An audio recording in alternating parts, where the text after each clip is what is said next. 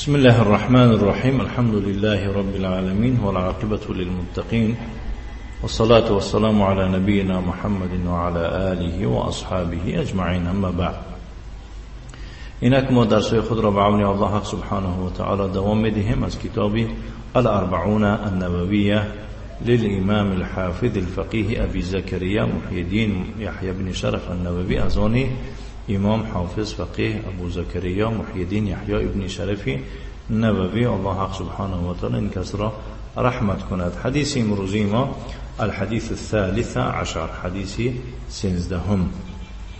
عن أبي حمزة أنس بن مالك رضي الله عنه خادم رسول الله صلى الله عليه وعلى آله وسلم عن النبي صلى الله عليه وعلى آله وسلم قال: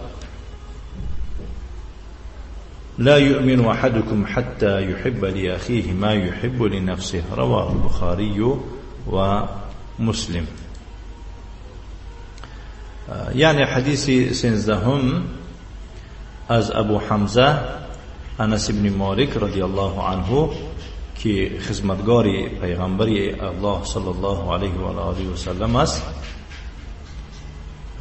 یا که بود گویم، روایت میکنند که پیغمبر صلی الله علیه و آله و سلم چنین گفت: هر کدام شما تا آنچه را که برای خود دوست می‌دارد برای برادرش نیز دوست ندارد هنوز ایمان نآورده است.